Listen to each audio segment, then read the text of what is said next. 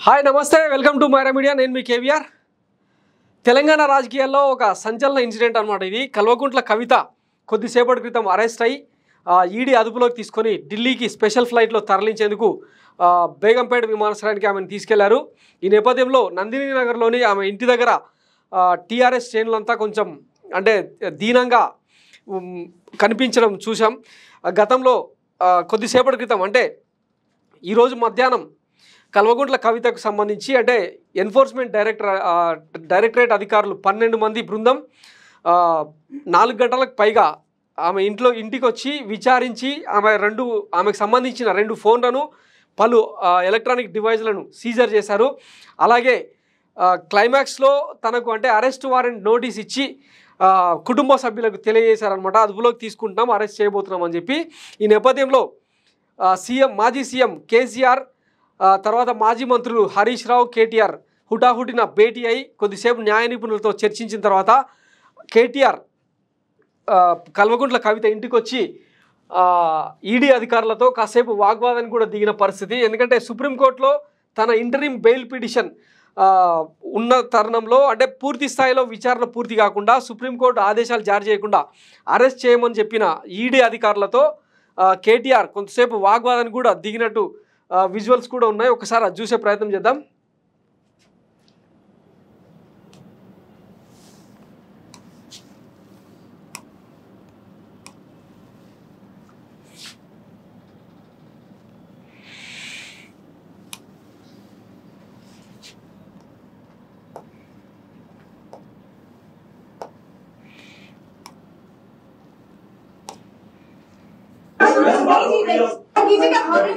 Just please report.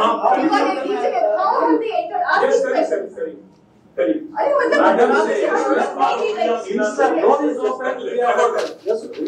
Madam Bhanupriya Meena says, search is over and arrest warrant is produced. And now she says, and now she says, we can't come in. Family cannot come in. And she also says that she has no transit warrant, she cannot produce before the magistrate, but she wants to make a case.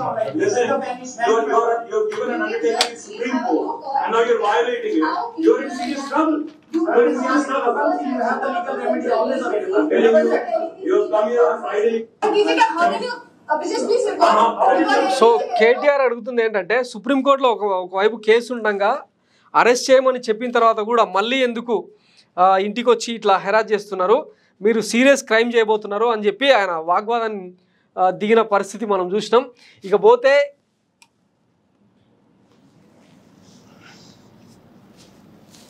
కొద్దిసేపటి క్రితమే ఆమె తన ఇంటి నుంచి అంటే అభివాదం చేస్తూ కిందకు వచ్చారు. ఆడియో లేదా? సో బీఆర్ఎస్ శ్రేణులంతా కీలకమైన నాయకులందరూ కూడా తనకు అంటే సంఘీభావం తెలిపేందుకు వచ్చారు. హరీష్ రావు, కేటీఆర్, మాజీ మంత్రి ప్రశాంత్ రెడ్డి, బాల్క సుమన్ ఇట్లాంటి వాళ్ళంతా కూడా కనిపించారనమాట.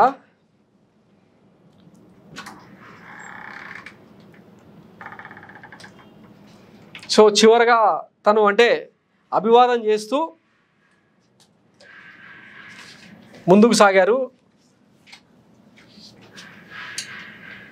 తర్వాత ఈడీ అధికారులతో కలిసి ఆమె కారులో ఎక్కి భానుప్రియ మిశ్రా మరొక 2 లేడీ కానిస్టేబుళ్లతో కలిసి ఆమె వెళ్ళిపోయారనమాట. దీనికి సంబంధించి మాజీ మంత్రి ప్రశాంత్ రెడ్డి ఏమంటున్నారు ఒకసారి విందాం. డెఫినెట్ గా అరెస్ట్ చేయకుండా లేదు అని వాళ్ళు అంటున్నారు.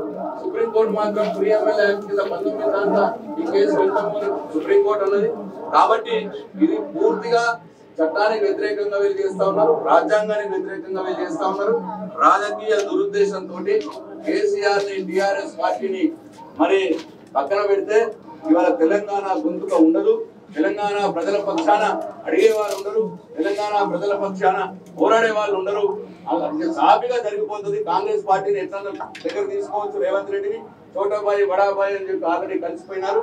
కాబట్టి ఈ ప్లాన్ తో వాళ్ళు చేస్తా ఉన్నారు. ఎంత విచిత్రం అంటే సర్సన్ వచ్చినారు, సర్సన్ వచ్చి 8:45 ఫ్లైట్ తీసుకుపోతామంటున్నారు. అంటే మొదలే కవిత గారి పేరు మీద కూడా ఫ్లైట్ టికెట్ బుక్ చేసుకున్నారు, బుక్ చేసుకునే వచ్చినారు ప్రీ ప్లాన్ గా. అంటే ఇదంతా కూడా రాజకీయ ప్రేరేపితంగా జరుగుతున్నటువంటి చర్య. దీంట్లో ఏమీ లేదు. సర్చలు వచ్చినారు, మరి ఏం బయటపడ్డాయో చెప్తలేరు. ఊరికే కావాల్సిన తీసుకుపోతామని చెప్పి చెప్తా ఉన్నారు. కాబట్టి డెఫినెట్ గా దీని వ్యతిరేకంగా దీన్ని పూర్తిగా ఖండిస్తా ఉన్నది TRS party, BRS party. So ఇదనమాట సీను. ఇక ఫైనల్గా కల్వకుంట్ల కవితని ఇట్లా కార్లో తీసుకెళ్తున్న విజువల్ అనమాట. ఇప్పుడే రీసెంట్గా రిలీజ్ అయింది.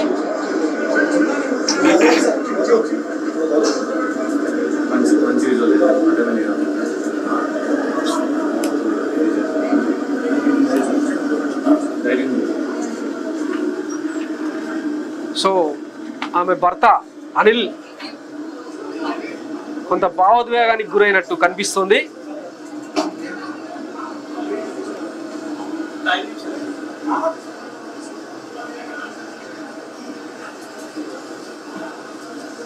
సో మొత్తం మీద సెర్చ్ పేరుతో ఇంటికి వచ్చి అరెస్ట్ చేస్తారా అని చెప్పి టీఆర్ఎస్ నాయకులు కూడా బీఆర్ఎస్ నాయకులు మాట్లాడుతున్నారు. సో మరి దీనికి సంబంధించి అంటే లీగల్ ఒపీనియన్ తీసుకునే ప్రయత్నం చేద్దాం. వాస్తవంగా ఇది అంటే రాజకీయ ప్రోద్బలంతో జరుగుతున్నదా లేకపోతే కక్షపూరితంగా లోక్సభ ఎన్నికలు వస్తున్న తరుణంలో దీని వెనకాల ఏమైనా పొలిటికల్ వెండేటా ఉందా తెలుసుకునే ప్రయత్నం చేద్దాం. మనతో పాటు లీగల్ ఎక్స్పర్ట్ సుభాషిణి గారు ఉన్నారు. వారిని అడిగి మరిన్ని వివరాలు తెలుసుకునే ప్రయత్నం చేద్దాం. నమస్తే మేడం. కల్వకుంట్ల కవిత కొద్దిసేపటి క్రితం అరెస్ట్ అయ్యారు. కొంచెం మీరు చూసే ఉంటారు. దీనికి సంబంధించి అంటే గత 1.5 year జరుగుతున్నది ఈ తతంగంలో. ఈ అరెస్ట్ అంటే క్లైమాక్స్ అనుకోవచ్చా? దీనికి సంబంధించి ఏం చెప్తారు? ఇది ఒకలాంటి అంటే ఇప్పుడున్న సిచ్యువేషన్ లో బిఫోర్ ద ఎంపీ ఎలక్షన్స్ ఉన్నాయి కాబట్టి లోక్సభ డెఫినెట్ గా ఇది చివరి దశకు వచ్చిన కేసు. ఓకే. ఎందుకంటే దిస్ మనీ లాండరింగ్ కేసెస్ ఎలా ఉంటాయంటే మీ అందరికి తెలుసు. జయలలిత గారిది ఏ విధంగా ఉంది. ఒక సీఎం గా ఉన్న జయలలిత గారిని చిట్ట చివరిగా చనిపోయే ముందు వరకు కూడా తనకు జరిగిన ఆ మొత్తం సినారియో మనందరికి తెలిసిందే. కొన్ని నెలల పాటు పరప్పన జైల్లో కూడా ఆమె శిక్ష అనుభవించాల్సి కోట్ల అధిపతి అయి ఉండి ఒక సినిమా ఆర్టిస్ట్ గా ఉండి ఏమీ చేయలేకపోయింది. అంటే మనీ లాండరింగ్ కేసెస్ అంత పగడ్బందీగా ఉంటాయి. It is a non bailable offences. దాన్ని మీరు ఎంత తిప్పి కొట్టినా అది చిట్ట చివరికి మళ్ళీ ఒక కంక్లూజివ్ గా వస్తే తప్ప దాని నుంచి బయటపడేది ఏమి ఉండదు. ఈవెన్ మీకు చిదంబరం గారిది కూడా అదే విధంగా చాలా కేసెస్ ఉత్పన్నమైనవి. అంటే పెద్ద పెద్దగా ఉన్న ఎక్కడైతే పొలిటికల్ లీడర్స్ వింగ్స్ ఈ చాలా మంది మనీ లాండరింగ్ లో ఇన్వాల్వ్మెంట్ అయిన వాళ్ళు ఏ విధంగా ఉన్నారంటే లోపలికి పోతే మళ్ళీ బయటికి రావడం చాలా కష్టం. అంటే లోపలికి వెళ్లకుండా ఎంతవరకు ప్రయత్నం చేయగలిగితే అంత మంచిది. అక్కడ వరకే సేఫ్. ఇందులో ఏ ₹2 ₹3 ఇష్యూ కాదు. It's 100 crores of issue. And that to is involved ఒక పార్టీకి ఆమ్ ఆద్మీ పార్టీకి ఇన్వాల్వ్మెంట్ ఉంది. ఈవెన్ సీఎం ని కూడా అరెస్ట్ చేసే అవకాశం ఉంది, చేసే అవకాశాలు ఉన్నాయి. ఈవెన్ వినిపిస్తున్న మాట ఏంటంటే కవితను అరెస్ట్ చేస్తే ఆమె ఇచ్చిన వాంగ్మూలం బట్టే అరవింద్ కేజ్రీవాల్ అరెస్ట్ చేయాల్సి ఉంటుందని చెప్పి ఈడీ అధికారులు చెప్తున్నారంట. అండ్ ఎందుకంటే సీఎం పొజిషన్ లో ఉన్నారు కాబట్టి దానికి కొంత ప్రొసీజర్ ఉంటది. సీఎం ని అరెస్ట్ చేయాలా లేదా ఎట్లా ఉంటది అనేది డెఫినెట్ గా there are some procedure, legal procedures ఉంటాయి. ఇది ఏంటంటే ఫస్ట్ లేయర్స్ దీంట్లో మనం చూసుకోవాల్సింది ఏంటంటే ఎందుకు ఈ మనీ లాండరింగ్ కేసెస్లలో 3 phases లో they will take in to consideration. 3 phases layering అనేది. ఇక్కడ వచ్చేసి ఫస్ట్ ఫేజ్ లో ఎలా ఉంటుందని అంటే ఇల్లిసిట్ ఫండ్స్ ఏమన్నా ఓవరాల్ లా మొత్తము భారతదేశంలో ఎక్కడన్నా గ్యాదరేషన్ ఉందా, బయట నుంచి ఉందా, లోపల ఉందా, అసలు అంటే ఇల్లీగల్ గా ఫండ్స్ ఏమన్నా వస్తున్నాయా అన్నది ఒక ఫేజ్. అది దాని ఎంక్వైరీకి సర్టన్ బేస్మెంట్స్ తీసుకొని ముందుకెళ్తారు. ఒక్కసారి వెళ్ళి అటాక్ ఈడీ ఎప్పుడు కూడా ఒక్కసారి వెళ్ళి చలో మీరు ఈ నేరం చేసేసింటే వెళ్ళి రండి అన్నది ఉండదు. ఫేజ్ వైజ్ ఫేజ్ వైజ్ గా ఉంటుంది. కొన్ని 100 పేజీలు ఉన్నాయి వాళ్ళ దగ్గర ఎంక్వైరీ రిపోర్ట్స్. 5-6 సార్లు చార్జ్ షీట్లు కూడా 100 పేజీలలో ఉన్నాయి. ఒక ఐటమ్ కి ఇప్పుడు జస్ట్ మామూలుగా మన కోర్టులోనే ఒక చిన్న కేసుకే మేము 5 నుంచి 10 పేజీలు రాసేస్తాం. చిన్న చిన్న అది ఎంత పెద్ద 100 కోట్లది, ఎంతమంది మధ్యలో అది రొటేషన్ అయింది, ఎక్కడి నుంచి ఎక్కడి వరకు ఈ 100 కోట్లు ట్రాన్స్ఫర్ అయినాయి, ఏ విధంగా ఇందులో ఇన్వాల్వ్మెంట్ ఉంది, ఇల్లీగల్ ఫండ్సా కాదా. బేసికల్ గా ఇది money laundering cases always rely upon the illegal funds. Okay, అంటే చట్టబద్ధత లేకుండా ఒక వ్యవహారంలో ఈ డబ్బులని ఇన్వాల్వ్మెంట్ చేస్తూ సెకండ్ ఫేజ్ లోకి వచ్చేసి ఈ illegal funds whether they accumulate the criminal అఫెన్సా కాదా. ఓకే, అంటే అవి డైరెక్ట్ గా వస్తున్న ఫండ్స్ ని ఏ విధంగా వీరు క్రిమినల్ గా దాన్ని కన్వర్ట్ చేసి దాన్ని వేరే దానికి డైవర్ట్ చేస్తున్నారు.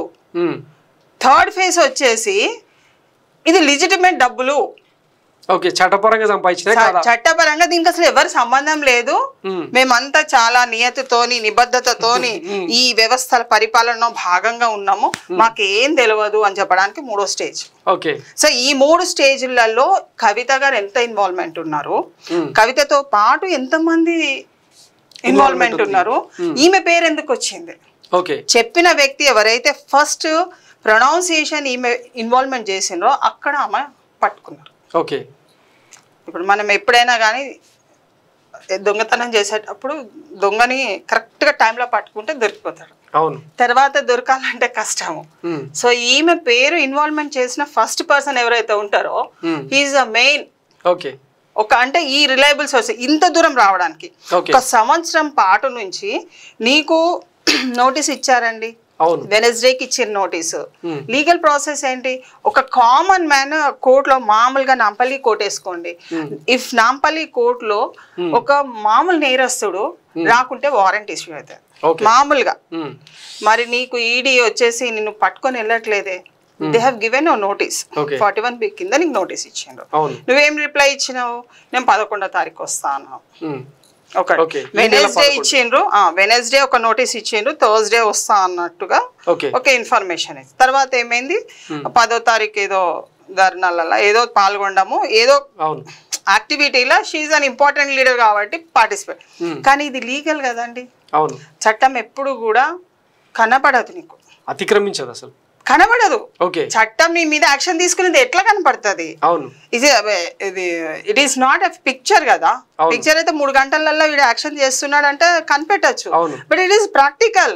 You're a human being, you're ఒక కోర్టు వ్యవహారంలో కానీ ఒక ఈడీ వ్యవహారంలో నీ ఇంటి వరకు వస్తున్నారు, నీకు ఒక నోటీస్ ఇస్తున్నారు అంటే very particularly you should be conscious. నీ తెలివితేటలు ఎక్కడ పోతున్నాయి, నువ్వు ఒక పార్టీకి ఒక అధినాయకురాలు పోయి ప్రతి చోట నువ్వు ఢిల్లీ వరకు వెళ్ళి ఢిల్లీలో ఆల్మోస్ట్ మొత్తం దేశాన్ని నువ్వు కవర్ చేస్తున్నావు, నువ్వు గల్లీ కవర్ చేయట్లేదు, దేశాన్ని కవర్ చేస్తున్నావు. మరి నీ మీద ఎంతమందికి నిఘా ఉంటది, చిన్న గల్లీ లీడర్ మీదనే ఎంతో మందికి నిఘా ఉంటది. వీనికి డబ్బులు ఎట్లా వచ్చినాయి, ఎందుకు కారు నడుపుతున్నాడు, ఎక్కడి నుంచి వెళ్తున్నాడు, వీనికి ఇంత డబ్బులు ఎక్కడ వచ్చినాయని ఎంక్వైరీ జరుగుతుంది. మన లోకల్లో మన మీదనే ఎంతో మంది నిఘా పెడతారు, కంప్లైంట్ కూడా ఇస్తారు. ఇప్పుడు మేము హాస్పిటల్లో ఉన్న ఒక 100 రూపాయలు పెట్టి పెట్రోల్ పోసుకొని బండి మీద పోకుంటే మనం కోర్టు అటెండ్ కావాలంటే బండిలో పెట్రోల్ ఉండాలి. అంటే 100 రూపాయలకే ఒక స్తోమత స్థైర్యాన్ని ఆలోచిస్తున్నాము, మీరు 100 కోట్లనే లెక్క పెడుతున్నారు. Money laundering is something very, ఒక దేశాన్ని కృంగదీసే ఆ వ్యవస్థ, అది చాలా అంటే ఆర్థిక నేరం అని అంటే మన దేశాన్ని కృంగదీసేది. ప్రపంచవ్యాప్తంగా కరప్షన్ ఎక్కడుంది బాబు అంటే మనం చాలా పై స్థాయిలోనే ఉన్నాము, భారతదేశం పై స్థాయిలో ఉంది, అదేం కింది స్థాయిలో లేదు. కరప్టెడ్ అంటే భ్రష్టాచారం. అందుకనే సెంట్రల్ గవర్నమెంట్ గురించి చెప్తున్నా, పార్టీ గురించి చెప్పట్లేదు. గవర్నమెంట్ లో మొదటి నుంచి కూడా భ్రష్టాచారాన్ని కానీ కరప్షన్ ని ఎరాడికేషన్ చేయమని చాలా ప్రోగ్రామ్స్ పెట్టమని వస్తుంది. కానీ ఇప్పుడు తెలంగాణ రాష్ట్రము ఏంటిది, అది ఒక ఉద్యమానికి పుట్టిన గడ్డ, ఒక అంటే రక్తపు బొట్టుతోని చిందించిన నేల అన్నది ఒక మనకు ఒక భాష. మన గుండె మీద చేసుకుంటే ఎస్ నేను తెలంగాణ అని గట్టిగా చెప్పేసుకుంటాము. ఎందుకు ఇక్కడ కరప్షన్, ఆ ఉద్యమం అంటేనే కరప్షన్ ఉండదు అనేదే కదా. ఉద్యమం ఏంటిది, అది ఒక సోల్, ఆ సోల్ ని నేను తొక్కేస్తున్నావు. Money laundering is nothing but నీ యొక్క ఆత్మని వంచన చేసుకొని నువ్వు దాంట్లో అడుగు పెట్టినట్టే. ఈ రోజు తండ్రిని కాదని కొడుకుని కాదని బిడ్డని ఎందుకు తీసుకోబోతారండి? ఆలోచించండి. కరెక్టే. తండ్రిని కాదని తండ్రి పై స్థాయిలో ఉన్నాడు, కొడుకు ఇంకా పై స్థాయిలో ఉన్నాడు, బిడ్డ అంతకంటే పై స్థాయిలో ఉన్నాడు. ఇక్కడ స్త్రీ పురుషుల వ్యత్యాసం చూడొద్దు. Everyone is equal before law. అక్కడ పురుషుడైనా స్త్రీ అయినా ఆ ప్లేస్ లో ఉంటే, ఆ రోల్ ఉంటే అక్కడ సేమ్. ఇది చట్టం చెప్తుంది. So money laundering is a very big offence in the country. అది ఎవరైనా కానీ ఏ టైంలో కానీ లోపలికి వెళ్తే బయటికి రావడం కష్టం. అది ఒక అభిమన్యుని చిట్ట కథ లాగుంటది. అంత బయటకు వచ్చినట్టు కనపడుతుంది. జయలలిత కూడా అంత బయటకు వచ్చినట్టు కనపడ్డది. చిట్ట చివరికి కూడా తను జైలు జీవితం. శశిరేఖ తను కూడా అంతే. తనని లోపటేసినందుకు ఆమె కూడా ఆ విధంగానే పోయింది. కరుణానిధి కూతురు కనిమోలి కూడా అంతే. So this is all what is you have to prove your self. ఒక స్త్రీ అని నువ్వు సుప్రీంకోర్టులో పిటిషన్ వేసింది, స్త్రీగా కొంత ఎగ్జామ్షన్ దొరుకుతుందని. కానీ సుప్రీంకోర్టు ఏం చెప్పింది, అక్కడ స్త్రీ పురుషుడు అన్న విభేదం కాదు. వాళ్ళు ఏం అడుగుతున్నారు నువ్వు వెళ్ళు చెప్పుకో. నీకు అన్యాయం జరిగితే నాకు అన్యాయం జరుగుతుందని నాది ఏం రోల్ లేదా, నిన్ను నువ్వు నిర్ధారించు. వాళ్ళ ముందు చెప్పి ఆన్సర్ పెట్టండి. That is what the law says. నిన్ను నువ్వు పరిరక్షించుకోవాలంటే నీ దగ్గర ఏం ఎవిడెన్స్ ఉన్నదో నువ్వు పెట్టు. నీతో పాటు అందరు ఉన్నారనుకో, నువ్వు చెప్పే ప్రతి పదంలో ఒక వ్యక్తికి ఇన్వాల్వ్మెంట్ ఉన్నదన్నది వచ్చేస్తుంది. ఇది ఇది అఫెన్సెస్ ఎట్లా ఉంటాయి, మనీ లాండరింగ్ కానీ క్రిమినల్ అఫెన్సెస్ ఎలా ఉంటాయి అంటే, మనం మాట్లాడే ప్రతి భాషలో రెండు ఆన్సర్స్ వస్తాయి. ఓ వ్యక్తి నెగిటివ్గా ఆలోచించవచ్చు, ఒక వ్యక్తి పాజిటివ్గా ఉండొచ్చు. రెండు ఆన్సర్లలో మధ్యలో ఇంకా వ్యక్తులు కూడా ఉంటారు. దాంట్లో ఏంటిది అసలు ఇది ఏంటిది అని ఇటు అటు రెండు విధాలుగా చెక్ చేసే పర్సన్స్ ఉంటారు. సో మనకి money laundering law there are N number of experts. ఒక్క ఎక్స్పర్ట్ తోని నిర్ణయం తీసుకునేది కాదు. పలు విషయాలలో చాలా అధ్యయనం చేసిన ఆఫీసర్స్ ఉంటారు. ఆ అధ్యయనంలో మనం మాట్లాడే ప్రతి అడుగులో ఎక్కడో ఒకట దొరికిపోతుంటాం. ఎవరు అనుకోవద్దు ఇంత మనీ లాండరింగ్ లా 100 కోట్లలా ఇరుకరు అన్నది ఏం లేదు. డెఫినెట్ గా ఇరికిపోతారు. అందులో పెద్ద పెద్ద వాళ్ళు ఇన్వాల్వ్మెంట్ చేసేది.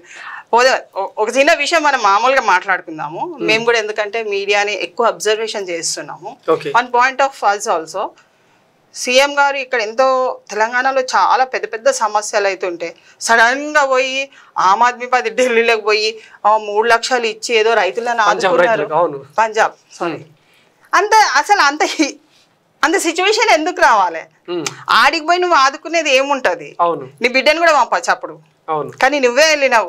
దానివల్ల ఎన్ని దారులకు ఆ జవాబు ఇచ్చింది. నీ కొడుకును కూడా పంపచ్చు, నీ అల్లును కూడా పంపచ్చు, ఇంకా వేరే వాళ్ళు ఉంటే కూడా ఇంకా మంత్రులు ఉన్నారు వాళ్ళని కూడా పంపచ్చు. అరే తీసుకో బాబు అని.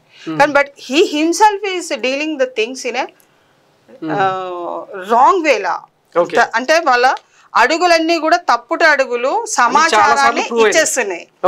అందుకని ఇప్పుడు వీళ్ళు ఎందుకు ఇట్లా పోతున్నారు అనేది ఒక విధంగా ఆలోచిస్తే డెఫినెట్ గా there is something going inside the thing అన్నది, ఇన్సైడ్ లా ఏదో జరిగింది అన్నది వెలవచ్చిండ్రు. సో లీగల్ గా వాళ్ళకున్న అవకాశాలన్నీ కూడా మెట్లుగా అంటే ఫస్ట్ ఫేజ్ సెకండ్ ఫేజ్ లో అన్ని లాస్ అయిపోతున్నాయి వాళ్ళకి. They are not observing. Legal experts they are very clever. వాళ్ళ తరఫు నుంచి వీళ్ళ తరఫు నుంచి అంతా లీగల్ ఎక్స్పర్ట్స్ క్లెవర్గా ఉన్నారు. కానీ జరగబోయే ఇష్యూలో how to identify it and also it is very important. Identification ఒక ప్రాబ్లమ్ ని తీసుకోకుండా అంతా మాదే, రాజ్యమే మాది, ఈ ప్రపంచమే నాది అంటే ఎలా అవుతుంది? ఇప్పుడు సరిగ్గా లోక్సభ ఎన్నికలు వస్తున్న తరుణంలోనే అరెస్ట్ చేయడం అంటే ఇది ఒక రాజకీయ ప్రోద్బలంతో జరిగిందని అంటున్నారు. ఇంతకుముందు మంత్రి ప్రశాంత్ రెడ్డి మాట్లాడిన మాటలు కూడా మీరు విన్నారు. అందులో నిజం ఉందంటారు. అసలు పిఎంఎల్ఏ యాక్ట్ అనేది ఎట్లా పనిచేస్తుంది, దాని తీవ్రత ఎట్లుంటది? ఇప్పుడు రాజకీయంలో ఏదైనా అనొచ్చు, ఎందుకంటే శత్రువుని చిక్కినప్పుడే పట్టుకోవాలి. శత్రువు శేషం ఉండొద్దు అన్నది ఒకటి ఉంటది. అవును, శత్రువు ఎక్కడ దొరుకుతున్నాడో అన్నది నిఘా వేస్తే దొరికిపోతారు. నువ్వు అవకాశం ఇస్తే నువ్వే దొరుకుతావు. ఒకళ్ళు పట్టుకోవాల్సిన అవసరం లేదు. అవకాశం వాళ్ళు ఇస్తున్నారు, ఈడి వాళ్ళు తీసుకుంటున్నారు. అది ఏమి వాళ్ళు ఇప్పుడు 1.5 year నుంచి ఇప్పుడే ఎలక్షన్ లో తీయాలన్నది ఏం లేదు. ఓకే. నీకు నోటీస్ ఇచ్చినప్పుడు నువ్వు ప్రాపర్ గా రెస్పెక్ట్ ఈవెన్ తెలంగాణ ఎలక్షన్స్ ముందు కూడా ఇచ్చారు, చాలా ఇచ్చిండ్రు. ఇది నార్మల్ గా జరుగుతుంటది ఎక్కడెక్కడ. ఇప్పుడు ఒకనొక దశలో అరెస్ట్ చేయరేమో, లాలూచీలు నడుస్తున్నాయి అన్న ఆరోపణలు కూడా వినిపించినాయి. ఎందుకంటే సమయం అన్నది స్టేజ్ వైజ్ గా ఇవ్వడం జరుగుతుంది. సమయం ఇస్తున్నారు. ఓకే. ఏంటిది నీ నేరారోపణ లేకుంటే నువ్వు ఎలా ప్రూవ్ చేసుకుంటావు? నీదే అది. ఇప్పుడు కేసు పెట్టిన వాళ్ళు డిపార్ట్మెంట్ ఈడీ నుంచి వచ్చింది. అవును. ప్రూవ్ చేసుకోవాల్సింది నా మీద, ఎవరైతే నిందితులు నిందితులను కూడా అంటలేరు కదా నిన్ను. అవును. నువ్వు వచ్చి నీది ఏంటిదన్న చెప్పుకోవాలంటే నువ్వే టైం తీసుకుంటున్నావు. సో నా రోల్ ఏంటిది? నేను ఇన్నిసార్లు నీకు నోటీసులు ఇచ్చిన, కానీ నువ్వు రెస్పాండ్ అన్నది అతి తక్కువగా అయినవు. సో అక్కడ నిన్ను గమనించవలసింది ఏంటి? నీ ఇంటికి రావాలి, నీది ఏంటో చెక్ చేయాలి, ఇక్కడ ఏమేమి దొరుకుతున్నాయి ఏంటిది. పోయినసారి అయితే ఏదో ఫోన్స్ చాలా దొరికినాయి. అవును. మళ్ళీ ఈసారి కూడా అవసరమా అండి? అవసరం అక్కడ. క్లెవర్ పర్సనాలిటీ ఎప్పుడు కూడా కొంత లోబడి మనం కొంచెం ముందుకు వెళ్తే బాగుంటది. తానే ఎక్స్పోజింగ్ అన్నది చేసుకున్నారు. ఇన్ని ఫోన్స్ అని ఇట్లా కార్లో చూపెట్టుకుంటా ఏదో ఇట్లా అనుకుంటా వేవ్ చేసుకుంటా వెళ్ళిండ్రు. You are giving an opportunity in all the way. వాళ్ళు ఈడీ వాళ్ళు పట్టుకోవడం అన్నది నేను అనుకోను. వాళ్ళు ఇస్తున్న అవకాశాన్ని వీళ్ళు ఎన్కాష్ చేసుకుంటున్నారు. ఇప్పుడు రోల్ ఆఫ్ ఎ లా ఎలా ఉంటుంది? నాకు టైం దొరికింది, ఈ పీరియడ్ వర్క్ టైంలో ఈమెకు చాలా ఆపర్చునిటీ ఇచ్చినాము. సర్టన్ పీరియడ్ కి 1 నెల 2 నెలల 6 నెలలు అయిపోయింది, సంవత్సరం అవుతుంది. నీకు ఇస్తే ఇంకా నువ్వు ఉపయోగించుకోలేదు. ఇప్పుడు నా రోల్ ఏంది? నేను ఇంత టైం ఇచ్చిన కాబట్టి నాది, నేను నీ ఇంటికి వచ్చి మొత్తం నీగా ఏంటిది ఉన్నదన్నది చూసుకొని అన్ని రాసుకొని మళ్ళీ నేను వెళ్ళాలి. ఓకే. దీంట్లో కూడా 8:45కి వాళ్ళ ఫ్లైట్ ఉన్నది. అవును. ఇప్పుడు ఇది ఎక్స్పెక్టెడా అన్ఎక్స్పెక్టెడ్? వాళ్ళు ఎందుకు ఈడీ అరెస్ట్ చేద్దామని పక్కా వచ్చి ప్రిపేర్ అయ్యే వచ్చారు. అయితే ఇప్పుడు ఓవర్ కాన్ఫిడెన్సే కదా మరి. అవును. ఇప్పుడు బీఆర్ఎస్ లీడర్స్ అందరికి కూడా ఓవర్ కాన్ఫిడెన్స్ ఏంటంటే మమ్మల్ని కాదని మా దమ్ము ఎవడు తీసుకుపోతాడు. This is what they are. గతంలో కూడా వచ్చిపోయారు కాబట్టి ఈసారి కూడా అట్లా కాదు. వాళ్ళలో మాటలు కూడా ఇప్పుడు ఈడీని రెచ్చగొట్టడమే. కేసీఆర్ అన్నాడు ఒకసారి, ఈడియా బోడియా రాబే అని. తను కూడా ఇచ్చే స్టేట్మెంట్ లో కూడా ఢిల్లీ నుంచి కూడా చాలా స్టేట్మెంట్స్ మీరు పేపర్ లో అన్ని చూడొచ్చు. తను కూడా ఇవ్వడం జరిగింది.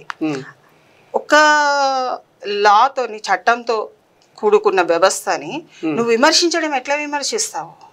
విమర్శించకూడదు కదా. You should respect the law. మరి ఆ చట్టాన్ని నువ్వు గౌరవిస్తేనే కదా ఈ దేశాన్ని నువ్వు గౌరవించినట్టు. చట్టాన్ని గౌరవించకుండా నువ్వు కింది స్థాయిలో తీసుకెళ్తా. నువ్వు ఒక లీడర్వి, నిన్ను చూసి 10 మంది సిటిజన్స్ అందరు నేర్చుకుంటారు కదా, ఇన్స్పైర్ అవుతారు.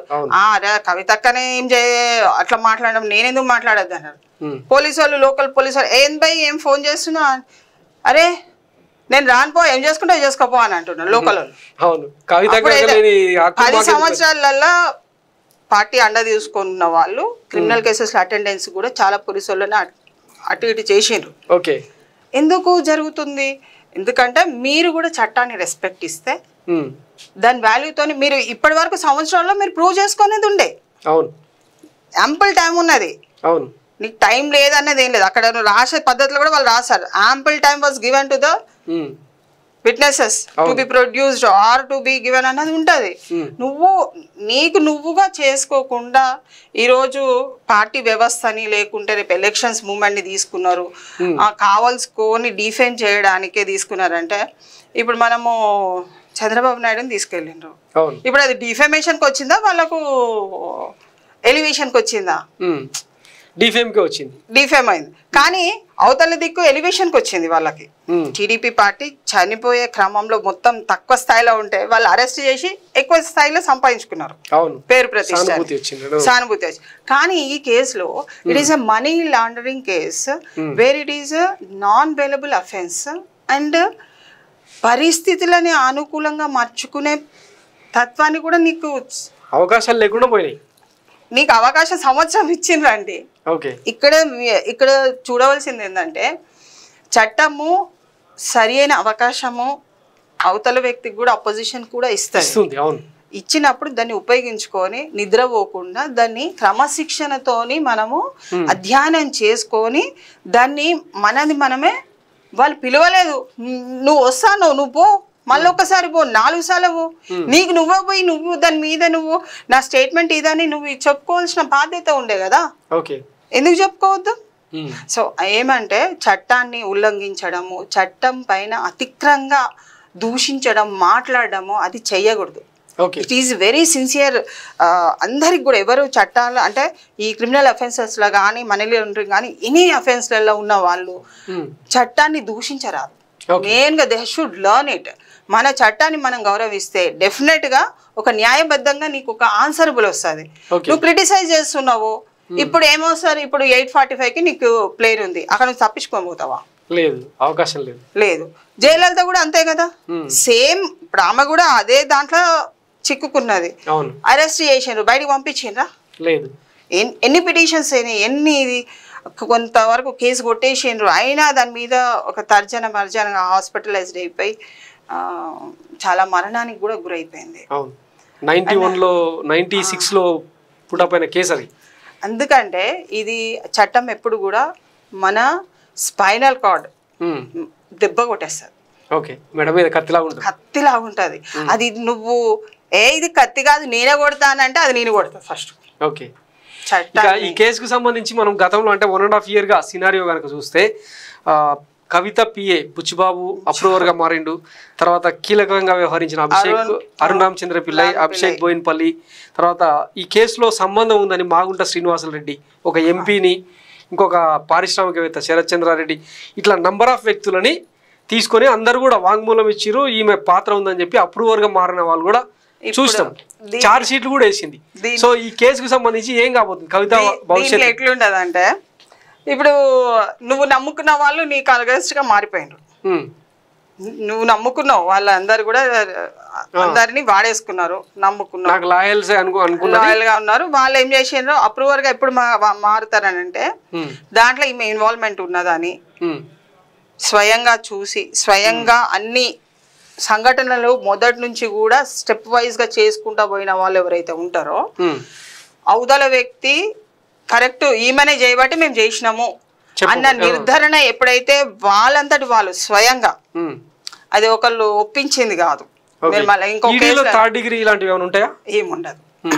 ఇప్పుడు మీరు మామూలు కేసెస్ పోలీసు వాళ్ళు బలవంతంగా రాయించిండ్రు సార్ అని జడ్జి గారు ముందు చెప్తే, అప్పుడు జడ్జి గారు ఏమైనా బలవంతంగా రాయించిండ్రా అంటే కొంతమంది నో అని చెప్తారు, కొంతమంది ఎస్ అని చెప్తారు. ఎస్ అని చెప్పిన దగ్గర బలవంతంగా రాయించారు, ఇది చెల్లనేరం.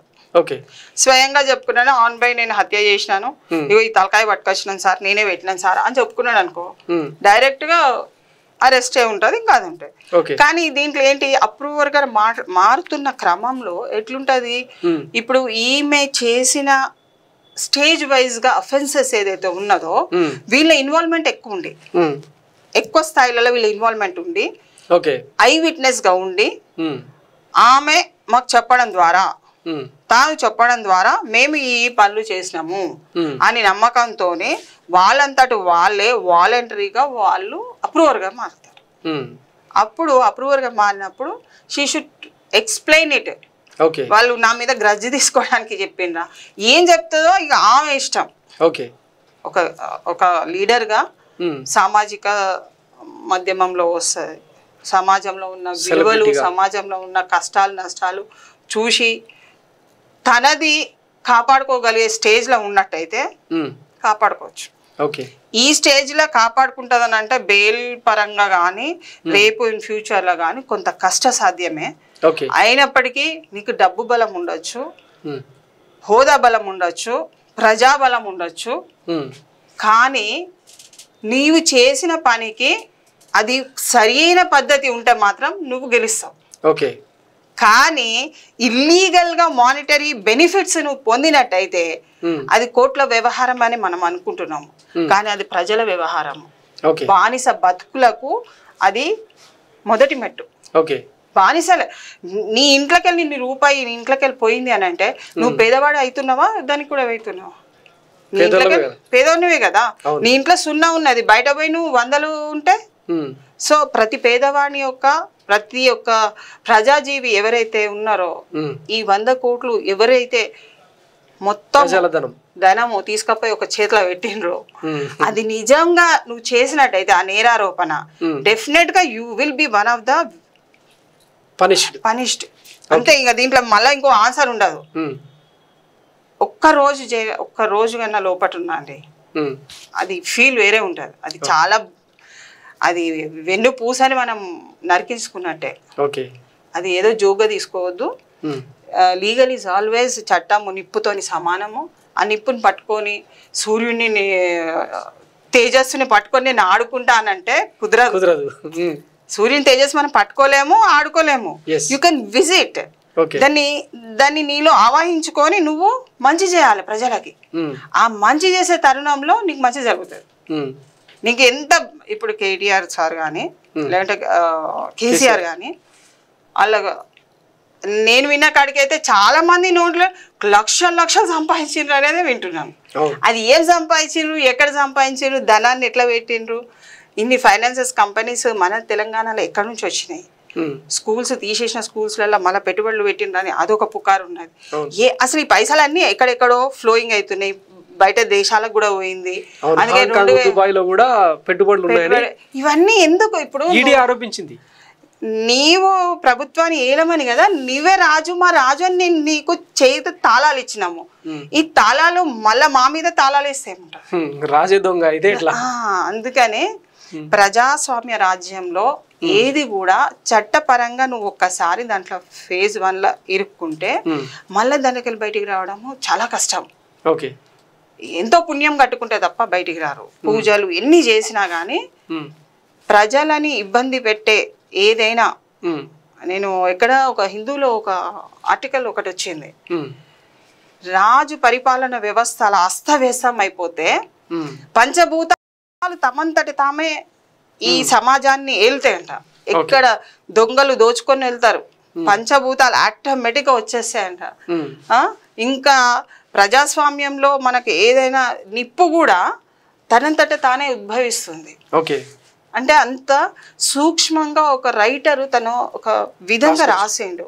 అంటే రాజ్యపాలన, రాజు నీ చేతిలో మా భవిష్యత్తు పెట్టి నీ బంగారు తెలంగాణ నీ చేతిలో పెట్టినాము, బంగారం నీదే, తెలంగాణ నీదే, మేం మాత్రం సపరేట్ అని మమ్మల్ని వెలివేసిన పరిస్థితిలో ఉన్నది. ఎంత అన్యాయం అది! యువతలు అన్యాయం అయిపోయినారు. కొన్ని వేల మంది యువత జాబ్స్ కోసం ఎక్కడ ఇచ్చినండి? 100 కోట్లు ఎందుకు వచ్చింది ఇప్పుడు బయటికి? దానికి ముందు కూడా చాలా కోట్లు ఉన్నాయి. మేము మాత్రం నల్ల కోటి వేసుకొని ధరించే ఒక కోటుని చూసుకొని మేము మూర్చిపోతాం తప్ప ఈ డబ్బుల వ్యవహారంలో ఇంత మనీ ఇన్వాల్వ్మెంట్ లో చుట్టుపక్కన ఉన్న వాళ్ళు కానీ ఆఫీసర్స్ కానీ అయ్యో ఇక్కడ అన్యాయం జరుగుతుంది అనేది ఒక్కరు కూడా ప్రజల్లో ఎప్పుడు కూడా చెప్పలేదు. ఎప్పుడైనా కానీ ఇప్పుడు మనం చాలా వీడియోస్ చూస్తున్నాము, ఏమని పలానా చోట్ల ఇట్లా అన్యాయం జరిగింది, పలానా ఆఫీసర్ ఇట్లా అన్యాయం చేసిందని ఇప్పుడు చెప్తున్నారు. నువ్వు 10 సంవత్సరాల నుంచి ఏం చేసిండ్రు? మానవ హక్కులు ఎక్కడ ఉన్నది? మానవ హక్కులు ఎక్కడి నుంచి? అంతర్జాతీయ స్థాయిలో ప్రపంచవ్యాప్తంగా కరప్షన్ ని నిర్మూలించాలని ఎప్పుడో తీర్మానం చేసిండ్రు. ఇలా కొత్తగా మనం తెలంగాణలో కొత్తగా తీసుకొచ్చినామా? భారతదేశంలో కొత్తగా ఉందా? కొన్ని సంవత్సరాల క్రితం జరిగింది అది. దాన్ని బేస్మెంట్ గా చేసుకొని ఇప్పుడు ఎక్కడైతే ఇప్పుడు మీరు ఈవెన్ బీహార్ది కూడా లాలూ ప్రసాద్ యాదవ్, మరి అతన్ని ఎందుకు బయటికి రాలేదు? గడ్డినే ఇల్లీగల్ గా ఫండ్స్ ఇచ్చేసింది చెప్పి దాన్ని మొత్తము ఇచ్చేసిండ్రు. మరి ఆయన కూడా పెద్ద లీడరే, సీఎంఏ. మరి నిన్ను ఇప్పుడు ఎవరు రక్షించారు? నువ్వు ఒక ప్రశ్న అన్ననైనా తండ్రినైనా అడగాలి, నన్నెందుకు ఇరికిచ్చేసిండ్రు మీరిద్దరు ఉండంగా అన్నది కూతురు అడగాలి. ఇప్పుడు మరి ఇప్పుడు తండ్రిని కొడుకుని వదిలిపెట్టి కూతుర్ని లోపల పంపించుడు అని అంటే అది కొంచెం బాధాకరమే కదండి. ఈవెన్ దెన్ ఇక్కడ ఏంటంటే money laundering is an offensive which everyone should not do it. 20,000 కంటే ఎక్కువ ఇస్తే నేరము. ఇంకొకటి, అప్పులు ఎవరైనా ఇచ్చినా కానీ 20,000 కంటే ఎక్కువ ఇచ్చి నా దగ్గర వీళ్ళంతా దోసుకపోయిన రాని మీరు ఏదైతే స్టేట్మెంట్ ఇస్తారో అది కూడా నేనమే. నీకు పర్మిషన్స్ లేనిది ఎక్కడ కూడా ఎక్కువ పైసలు ఇయ్యరాదు. ఓకే, చట్టం అంత క్లియర్గా చెప్తుంది. ఇప్పుడు మన చట్టాన్ని గురించి అవగాహన లేక మనం ఏదో విధంగా మాట్లాడితే అది తప్పు. చట్టం చాలా బంతిలా మంచి గుండెకాయని మనం ఎంత జాగ్రత్తగా చూసుకుంటామో చట్టాన్నితో అంత జాగ్రత్తగా ఉంటే ప్రజలందరూ శ్రేయస్సుగా ఉంటారు. టెన్షన్ గురిగారు. ఈరోజు కొంచెం టెన్షన్ రిలీఫ్ లో బతుకుతున్నారు. బీఆర్ఎస్ పార్టీ ఓడిపోయిందని ఎంతమంది సంతోషపడుతున్నారు. ఎందుకు అవకాశం ఇవ్వాలి? నిన్ను మా నాయకుడిగా ఎన్నుకున్నప్పుడు నువ్వు మాకు అవకాశం ఏమి ఇవ్వాలి? చట్టంతో నేను ఈ సమాజాన్ని నడుపుతాను అని నువ్వు అని ఉంటే ఈ రోజు నీ పరిస్థితి ఈ విధంగా వచ్చేది కాదు. కనీసం అంటే జనం నుంచి స్పందన వచ్చేది. ఎంతమంది ఆవిరిగా చూస్తున్నారు, ఎంతమంది సహకారం తీసుకున్నావు, ఎంతమంది నోరు మీద కొట్టేసినావు, ఎంతమంది జీవితాలు నాశనం అయిపోయినాయి. ప్రతి ఒక్కడి ఏడుపు, ప్రతి ఒక్కరు కన్నింటి గాథ నీకు ఇప్పుడు చూపిస్తుంది. దట్ ఈస్ వెరీ అంటే sad moment, sad part of the అంటే మన రాష్ట్రాన్ని. ఇప్పుడు అందరూ ఏమనుకుంటారు, చాలా మంది ఇంటెలెక్చువల్స్ కేసీఆర్ కావాలని పరుగులు తీసిన వాళ్ళు మమ్మల్ని మేము కొట్టుకోవాలన్నా, మమ్మల్ని మేము కొట్టుకోవాలి నిన్ను నాయకుడిని చేసినామని. ఎందుకంత ఆ విధంగా స్టేట్మెంట్ ఎందుకు ఇస్తున్నారు? తప్పు అంటే వాళ్ళకి తెలుసు అన్యాయం ఎక్కడన్నా జరుగుతుంది. ప్రతి ఒక్కరు కూడా ఇప్పుడు అన్ని వీడియోస్ ఏదైతే మనము చాలా ఇంటెలెక్చువల్స్ వీడియోస్ అన్ని చూడండి కేసీఆర్ కి వ్యతిరేకంగానే ఉంటాయి. నువ్వు తెలంగాణ పార్టీని తీసి బీఆర్ఎస్ పార్టీ వెళ్ళే నీకు అంత డబ్బు ఎక్కడిది? ఫస్ట్ వాళ్ళు ఇప్పుడు అబ్జర్వేషన్స్ ఎక్కడ జరుగుతాయి, అంత డబ్బు ఎక్కడ అంటే ఈ దేశాన్ని పరిపాలించే అంత డబ్బు ఉంది అన్నది పెద్ద ఎత్తున వచ్చిన పుకారా. ఎంత మందిని అంతమంది కొనొచ్చు, అసలు కూర్చుంటే కాళ్ళ దగ్గరకు వస్తారా అన్నది నీ ధీమా, ఓవర్ కాన్ఫిడెన్స్ అన్నట్టు. నాయకుడు ఎప్పుడు కూడా ఒక చట్టబద్ధతో వెళ్తుంటే డెఫినెట్ నువ్వు పిఎం అవ్వాలనే నీ ఆకాంక్ష ఉన్నది. అవి అవ్వడానికి దానికి రోల్ ప్లే ఉండాలి కదా. ఇప్పుడు ఇన్ని రాష్ట్రాలను మొత్తం ఏకతాటిపై తెచ్చి ఒక పిఎం కావాలి అంతే కదా. అది నువ్వు ఒక్కసారి దన్నని వైరాగ్యము సెంట్రల్ తోని వైరాగ్యం పెట్టుకొని అసలు సెంట్రల్ ఏంటిది, నేనే సెంట్రల్ అని చేస్తే నాకు అది అర్థం కాని. అంటే ఒక అడ్వకేట్ గా నేను 20 సంవత్సరాలు చేసినా గానీ ఎందుకు ఆ డిసిషన్లలో వెళ్ళిపోయినరు. మంచిదే, ఆకాంక్ష మంచిదే. అంటే తెలంగాణ వ్యక్తి ఒక అతను పోతే బాగానే ఉంటది అని అనుకుంటా. అంటే పిఎం పివి నరసింహారావు గారు ఉన్నారు కదా, ఆ వ్యక్తి వెళ్ళిండ్రు, ఎవరేమనలేదే. నువ్వు కూడా వెళ్ళు, ఎవరేమన్నారు. కానీ నువ్వు డబ్బును చూపిస్తున్నావు కదా, లెక్క చేయకుండా డబ్బు చూపిస్తుంటే అందరికీ అర్థమవుతుంది ఎక్కడి నుంచి వచ్చింది ఇంత డబ్బు. విద్య వైద్యం లాంటివన్నిటిని సంకనాకించి అసలు ఒకటండి, నేను అన్ని చాలా డిపార్ట్మెంట్స్ తిరిగిన వేరే పనులలాగే ఒక్క దాంట్లో డబ్బులు లేవు. Women finance no money. వాళ్ళు 6 నెలలు ఉత్తగా బుక్కులు రాసుకొని కూర్చుంటారు, ఏం లేదు. Women and child welfare department కి అసలు ఆఫీసులు కూడా ఎక్కువ లేదు. అసలు ఒక్కొక్క వెటనరీ తీసుకోండి, అగ్రికల్చర్ తీసుకోండి, ఇక్కడ డబ్బులు లేవు. బీసీ కార్పొరేషన్ ఏ చోట్ల డబ్బులు లేవు. అసెంబ్లీ కట్టడానికి 1600 కోట్ల రూపాయలు మాత్రం తీసుకొచ్చారు. కాళేశ్వరం ప్రాజెక్ట్, ఇంకా కొన్ని వరంగల్ సైడ్ నుంచి ఉన్న ఆ ప్రాజెక్ట్స్ కూడా ఎక్స్పర్ట్స్ అన్ని చెప్తున్నారు ఈ ప్రాజెక్ట్స్ వల్ల ఏం కాదు, వేరే తిరిగి నడుపుకుంటే బాగుంటది. ఇప్పుడు దీనికంటే ఇప్పుడు వీళ్ళు కట్టిన దానికి ముందు ప్రాజెక్ట్ రిపోర్ట్ కంటే అంతకు ముందు ఉన్న రిపోర్ట్ ని బయటికి తీస్తే అన్ని అర్థమైపోతాయి. నేను చెప్పడం కాదు, there are some reports very good, but అని దీంట్లో డబ్బులు వస్తాయి కదా ఎక్కువ. అంటే నీ మనీ ఆపేక్షతోని నువ్వు ఈ రోజు ఈ సిచ్యువేషన్కి వచ్చింది. ఒక్కటి తిన్నావా, 2 తిన్నావా, అన్ని నువ్వే తినా. మా రాజు నువ్వే భయ్యా, నువ్వు ఎన్ని తింటే నాకేంటిది, నన్ను మంచిగా చూసుకో, అంతే కదా.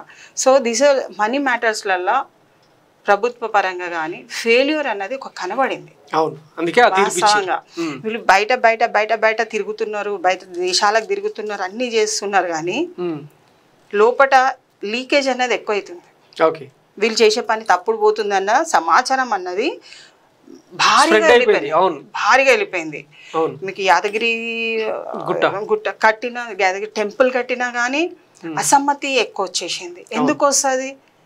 రావద్దు కదా, ప్రజల యొక్క సహకారంతోనే ఇవ్వచ్చు. భద్రకాళికి టెంపుల్కి కూడా అన్ని లక్షలు పెట్టి కిరీటం అవన్నీ చేయించి ఇచ్చాను. ఇక్కడ అసమ్మతి ఎందుకు? ప్రజల ధనాన్ని నువ్వు ఆ విధంగా ఇవ్వద్దు. లా, ఆ లా నీకు పర్మిట్ చేయట్లేదు. నువ్వేం చేయాలి? రూపాయి కలెక్ట్ చేయి. ప్రజల శ్రేయస్సే కదా, దేవుడే కదా. అమ్మవారికి ఇస్తున్నామంటే ప్రతి ఒక్కరు మూట కట్టేసి నీ బ్యాంకులో వేసేస్తారు. ఎంతమంది అంటే అంత వేస్తారు. వాళ్ళ డబ్బు తీసుకొచ్చినవి.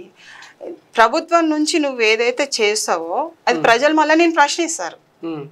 ఇక్కడ నువ్వు చేసే పొరపాట్లన్నీ కూడా ఒక్కొక్కటి స్థాయి కలుపుకుంటే నీ బిడ్డ మీదకి వచ్చింది. ఇప్పుడు అంటే ఈ రూపంలో డెఫినెట్లీ ఇప్పుడు తండ్రి చేసే పనులల్లా మా నాన్న ఇట్లా చేస్తున్నాడు ఏం కాదు కదా, మా నాన్ననే ఉన్నాడు కదా, ఏమైతుంది అన్న ఉద్దేశంతోనే తన ఇన్వాల్వ్మెంట్ అన్నది వేరే దాంట్లో వెళ్ళిపోయింది కదా. ఒకవేళ తండ్రి వద్దమ్మా మనకేమన్నా అవుతుందేమో, చట్టం ప్రకారం మరి లల్లు ప్రసాద్ గారు లోపడి పోయిండు, జయలలిత కూడా వెళ్ళిపోయింది. మరి ఇలాంటి పొజిషన్లలో మంచి పెద్ద ఉన్న వాళ్ళే లోపలికి వెళ్ళిపోయిండు. జైలుకు పోయే స్థితిలోకి మనం ఉండద్దు. నేను గతంలో నేను వీసాలు అవి అన్ని ఇప్పించాను, ఎప్పుడు కూడా జైలుకు పోలేదు. ఏదో పెనాల్టీ కట్టేసి వచ్చేసినాము అన్నది కూడా ఉంటది. సో ఏందనంటే ముందే తేరుకుంటే బాగుండేది. అంటే ఇంతకు ముందు కూడా వాళ్ళు కేసీఆర్ గారు కూడా ఇంతకు ముందు కూడా కొన్ని హోటల్స్లలో ఉండి అక్కడ కూడా డబ్బులు ఎగ్గొట్టి వచ్చిన క్రమంలో ఉంది. అంటే ఒక హ్యాబిట్ అనేది తనలో ముందు నుంచి వస్తున్నది. అది ఎక్కడ ఏదైనా నేను ఇప్పుడు తర్వాత ఎప్పుడన్నా అవసరం ఉన్నాడు కొంచెం డబ్బులు కట్టకుండా, అంటే అక్కడ ఒక 10 రోజులు ఉన్నారనుకోండి, డబ్బులు కట్టకుండా వస్తా అన్నా అని వెళ్ళిపోతారు. వాళ్ళు అడగాలంటే అడగలేరు. చెప్తున్నా ఎవరైతే యజమానులు ఉన్నారో, సో వాళ్ళు కూడా కొంత అండర్గోన్ అయిండ్రు ఫేసెస్. కానీ బిడ్డకి ఇక్కడ అమ్మ లిక్కర్ అది ఇంత పెద్ద ఇష్యూలో నువ్వు ఇన్వాల్వ్మెంట్ కాకు, చెప్పవలసిన బాధ్యత తండ్రిది ఉండే, అట్లీస్ట్ అన్నదన్నా ఉండే. ఈ రోజు కారులో కవిత గారిని తీసుకుపోతుంటే ఆమె టాటా చెప్తుంది, కానీ మేము బాధపడుతున్నాం. తెలంగాణ బిడ్డగా నీకు రాజ్యమే ఇచ్చారు తెలంగాణ వాళ్ళు, బంగారు తెలంగాణ నీ చేతిలో పెట్టాను. నువ్వు కార్లో కూర్చొని ఈడీ దగ్గర పోతున్నావు అంటే ఏంటంటే పరిస్థితి?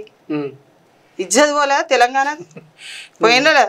ఇట్స్ ఆల్ బికాస్ ఇంటెలెక్చువల్స్ అందరు కూడా ఆయనకు సాథ్ ఇచ్చిండ్రు, పోరాటంలో సాథ్ ఇచ్చిండ్రు. కానీ వాళ్ళకి తెలియదు అసలు కేసీఆర్ అంటే ఏంటో అన్నది వాళ్ళకి తెలియదు. నో వాయిస్ రేజింగ్ లా హీస్ పర్ఫెక్ట్ పర్సన్ అన్నది వాళ్ళ ఉద్దేశం. Perfect personality it is okay. కానీ చిట్ట చివర న్యాయమే గెలుస్తుంది ఎప్పుడైనా. కానీ అన్యాయం ప్రజలకు జరిగితే న్యాయం వైపే చట్టం ఉంటుంది. సో ఇప్పుడు ఏంటంటే ఇప్పుడు లెక్క పెట్టుకోవాలి, hours, minutes, how I should come out. చట్టాన్ని నమ్ముకుంటావా, ప్రజల్ని నమ్ముకుంటావా, నీ కుటుంబాన్ని నమ్ముకుంటావా, నీ అస్తిత్వం ఏంటిది? నీకు అది లోపడిపోతే బాగానే ఉన్నది, మనం ఇప్పుడు అన్ని మాట్లాడుకున్నా అంత బాగానే ఉంటుంది. కానీ నువ్వు లెక్క పెట్టే సమయం ఏదైతే ఉందో తీసుకుపోయి మంచిగానే చూసుకుంటారు, చూసుకునే కాడికి అందరు బాగా చూసుకుంటారు. కానీ నువ్వు కదా అక్కడ కూర్చున్నది. నేను అంటున్నా ఆ పొజిషన్ కూడా నీకు రాకుండా ఉండదు ఉంటే today you wear the best. Bathukamma అంతా నీదే అయిపోయింది, పూలంతా నువ్వే మొక్కినావు, మేమంతా ఉత్తనే అయిపోయినాము. మేము ఏ పిక్చర్లలో ఎక్కడ చూడలేదు, ఎక్కడ కూడా మాకు వెళ్ళే అవకాశాలు కూడా మాకు తక్కువ ఉండే. చాలా మందికి తానే వెలిచింది బతుకమ్మ వెలిచింది. మరి ఇప్పుడు ఏది ఎవరు నేను ప్రొటెక్ట్ చేస్తారు? That you have to observe it. ప్రకృతిని అంత ఆరాధించిన వ్యక్తి ఇప్పుడు ప్రకృతి కాపాడుతుందా? ప్రకృతిని అందుకే ప్రకృతిని చంపడానికి ట్రై చేస్తా కదా ఈ శిక్ష అంటారా? అంతే కదా. ఇప్పుడు నువ్వే మొక్కుతున్నావు, నువ్వే కాల్ చేస్తున్నావు, మరి నిన్ను ఎవరు ప్రొటెక్షన్ చేయాలి? దట్ ఈస్ వాట్ చట్టాన్ని తో ఆటలు ఆడుకోవద్దు. First of all point 1. Okay, ఇప్పుడు అంటే తెలంగాణ సమాజం కనీసం సానుభూతి వ్యక్తం చేసే పరిస్థితి కూడా లేదంటారా?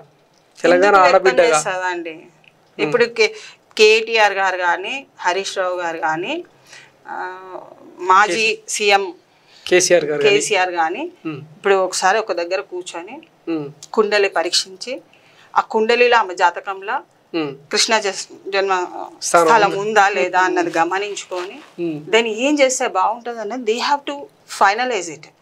Legal team are all experts. మా లీగల్ టీమ్ని ఎవరు కూడా మాట ఏం లేదు, they are very experts, they can do well. But మీరు కోఆపరేషన్ తీసుకుంటారా, కోఆర్డినేషన్ చేస్తారా, ఎట్లా ఆమెని ప్రొటెక్ట్ చేసుకుంటారు, దాని మీద ఆలోచించాలి. ఓకే, ఎలక్షన్స్ అన్నది మీరు నిలబట్టి ఇచ్చిన వాళ్ళే వెళ్తారు, వాళ్ళు ఊర్లో తిరుగుతారు, వాళ్ళ గాలికి వాళ్ళు ఒకవేళ ఇప్పుడు మీరు నిలబట్టి ఇచ్చిన వాళ్ళు కరెక్ట్ అయితే ఎన్నుకోబడతారు, లేకుంటే లేదు. That is secondary thing. Okay, when you can protect a person, నీ ఇంటి నుంచి నిన్ను రక్షించుకో. ఓకే, నువ్వు ఇతరులని జైల్లో చాలా మంది వేసినావు, చాలా మందిని నువ్వు జైల్లో పంపించినావు. Everyone is back of you కదా. అందరు కంటి తడి పెట్టిన వాళ్ళందరూ కూడా ఇప్పుడు నీ ఎంబడి పడుతున్నారు, నీ వినాశనాన్ని కోరుకుంటున్నారు చాలా మంది. అది నువ్వు అవకాశం ఎందుకు ఇస్తున్నావు? నిన్నే రాజు, నువ్వే రాజు అని కొలిచిన జనానికి నువ్వు ఎందుకు అవకాశం ఇస్తావు? ఓకే, ఫైనల్గా ఈ కేసులో ఇప్పటిదాకా మనీష్ సిసోడియా, సంజయ్ సింగ్, ఇంకా చాలామంది గత సంవత్సరంన్నరగా జైల్లోనే ఉన్నారు. తీహార్ జైల్లో ఊచలు లెక్క పెడతా ఉన్నారు. మరి కల్వకుంట్ల కవిత పరిస్థితి ఏమయ్యే అవకాశం ఉంది? యాజ్ ఏ లీగల్ ఎక్స్పర్ట్గా ఏం చెప్తారు? డెఫినెట్గా అండి, ఇప్పుడు అరెస్ట్ చేసిన తర్వాత ఇప్పుడు ఇది అరెస్ట్ అనుకోవచ్చా, కేవలం అదుపులోకి తీసుకున్నట్ట? ఇది అరెస్ట్ కిందనే తీసుకోబడుతుంది. ఓకే, ఇప్పుడు అదుపులో తీసుకోవడానికి అమ్మని ఎందుకు అక్కడ తీసుకుపోవాలి? షీ కెన్ కమ్ ఎలోన్ కదా. ఓకే, అరెస్ట్ వారెంట్ ఇచ్చే తీసుకుపోయి ఆమంతటా ఆమె వెళ్ళిపోవచ్చు, ఆమె చిన్నమ్మాయి కాదు కదా. అవును, నీకు ఒక నోటీస్ ఇచ్చినప్పుడు నీకై నువ్వే ఢిల్లీకి వెళ్ళి అమ్మ అయ్యో ఇది అన్నది నువ్వు తీసుకోవచ్చు. ఇప్పుడు నిన్ను కాళ్ళ కూసబెట్టుకుని నేను తీసుకుపోతున్నా అంటే ఏమనుకోవాలి? తెలంగాణ లాంగ్వేజ్ చెప్తే గొర్ర గుంజుకుపోతున్నారు. గుంజుకపోయినా ఏం చేసినా ఒకటండి, it is very clear. Okay, her involvement in that case is very అంటే very has a serious offence. Okay, now they should understand, public కి తెలుస్తుంది ఏంటిది ఏం జరుగుతుంది అనేది. ఇదే ముందు చేయవలసింది ఉండే కదా, ఈ ప్రభుత్వం ఇప్పుడు చేస్తుంది ఏంది అని అందరు అనుకుంటున్నారు. అంతకంటే ఏం లేదు, ఫ్యాక్ట్ లేదు. పోయిన ఎలక్షన్ లో చేసుకుంటే ఇంత కూడా ఉండేది కాదు కదా. ఒకటి టైం వస్తే అన్నీ వస్తాయి అన్నట్టు, దేనికైనా టైం రావాలి, దేనికైనా ఒక పరీక్ష సమయం అనేది ఉంటుంది. ఆ పరీక్ష సమయాన్ని చాలా జాగ్రత్తగా యూజ్ చేసుకుంటే పరీక్షలు కరెక్ట్ గా రాస్తాము. నకల్ మారనేకే లియే భీ అకల్ రహనా.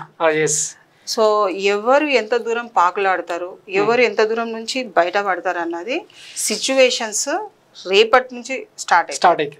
రేపటి నుంచి స్టార్ట్ అవుతుంది కౌంట్ డౌన్ స్టార్ట్ అయ్యేది రేపటి నుంచి. ఈ నైట్ నుంచి count down, they have to count it. Okay, how to ఇప్పుడు అప్రూవర్స్ గా మారిపోయినప్పుడు వీళ్ళు రేపు ఆమెకు సాయం చేస్తారా? మళ్ళీ వాళ్ళు ఆల్రెడీ స్టేట్మెంట్ రికార్డెడ్ అయిపోయింది. అవును, మళ్ళీ ఇప్పుడు ఆమెకు హెల్ప్ చేస్తారా అంటే మళ్ళీ రాసిస్తారా? కాదు ఇది అని చెప్పి రాయించలేరు కదా.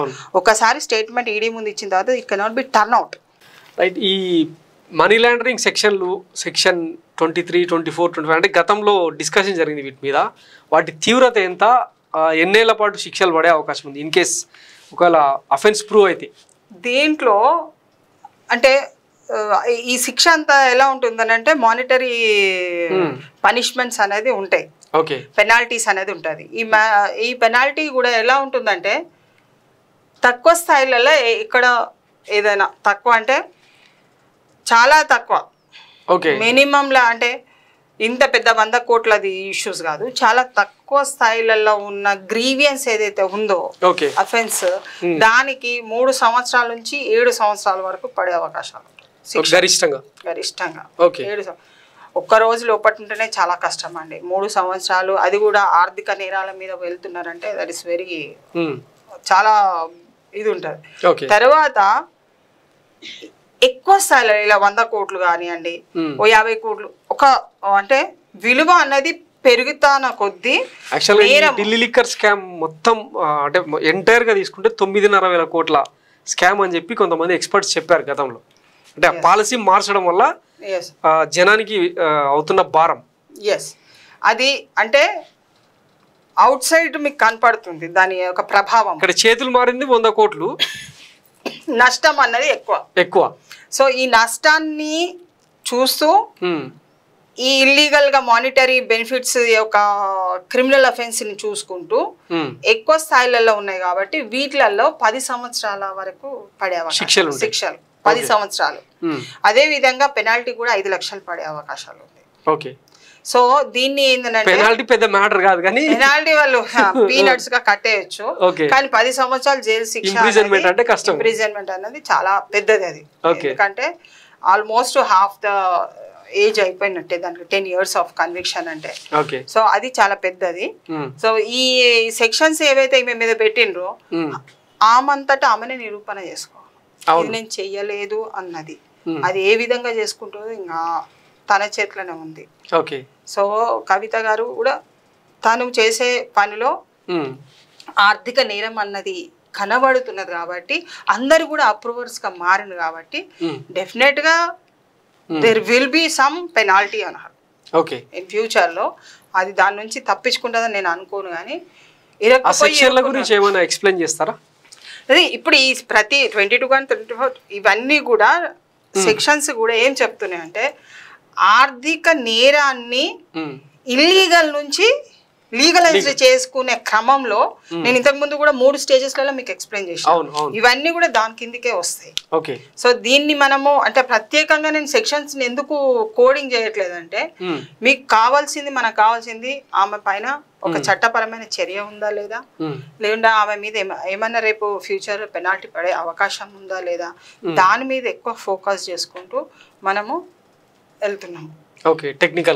టెక్నికల్ గ్రౌండ్ ఈజ్ చాలా ఇంపార్టెంట్ కాబట్టి చట్టాన్ని అధిగమించే ఏ భారమైనా రేపు ఆమె మొయ్యక మానదు.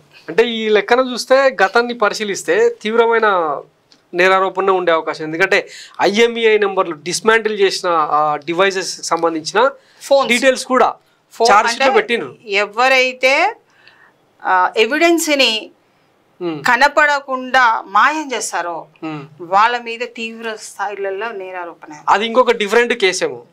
దీంట్లోనే భాగంగానే తీసుకుంటూ అది క్రిమినల్ లో కూడా ఇన్వాల్వ్మెంట్ చేసే అవకాశాలు ఉన్నాయి. అంటే ఎగ్జాంపుల్ అక్కడ నుంచి అసలు వానిషింగ్ ద ఎవిడెన్స్. అవును, అది మనం చెప్పొద్దు.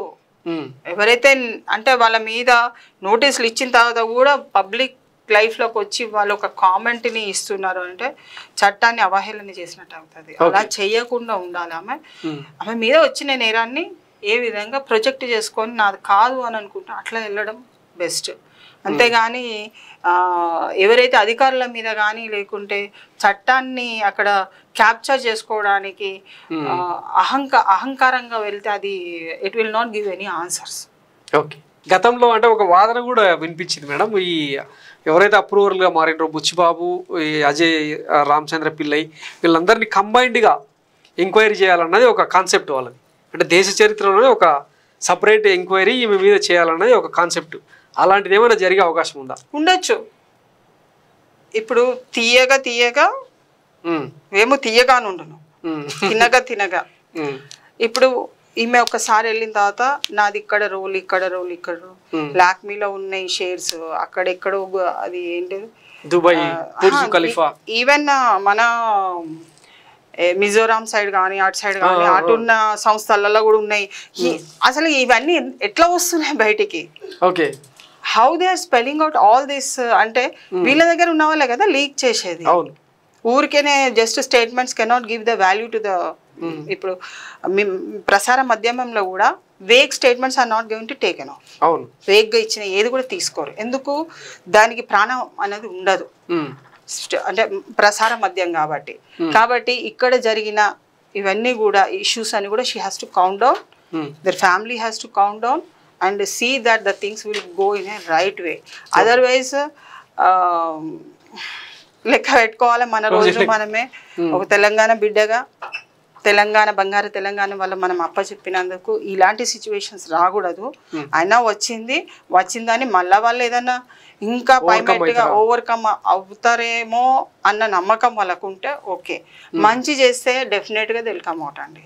మంచి చేయలేదు, ఇల్లీగల్ ఫండ్స్ మానిటరీ బెనిఫిట్స్ పొందిండ్రు, వేరే దాంట్లో లీగలైజ్ గా ఈ మనీ మ్యాటర్ అంతా కూడా చూపించిండ్రు లెజిటిమేట్ అంటే ఆ అమౌంట్ ని ఇది కరెక్ట్ బరాబర్గా ఉన్నది, ఇది ఏం లేదు మంచిగా ఉన్నది అని చూపించిండ్రు.